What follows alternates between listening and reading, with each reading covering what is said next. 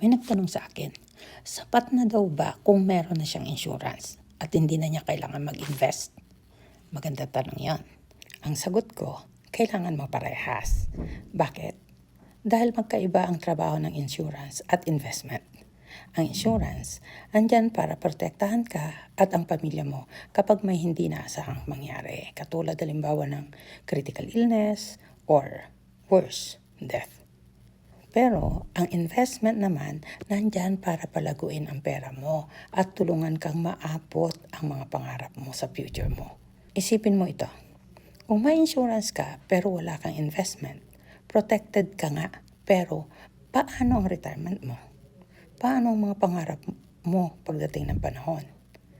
At kung investment lang naman meron ka, pero wala kang insurance, paano kung may biglang mangyari sa'yo, let's say na-stroke ka, o nagka-cancer ka, or worse na wala ka? Baka magamit mo rin lahat ang perang matagal mong inipon, or worse, baka kulang pa.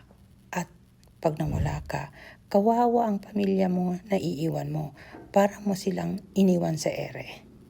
Kaya, hindi ito insurance versus investment, kabayan.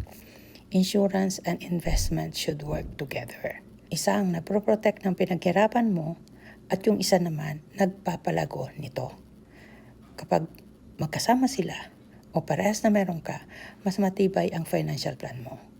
Hindi lang dapat protektado ang pamilya mo at ang future mo. Dapat lumalago rin. Para pag nag-retire ka, meron kang huhugutin para gamitin mo pagtanda mo. Hindi mo na kailangang humingi ng pera sa mga anak mo. Tama ba ako?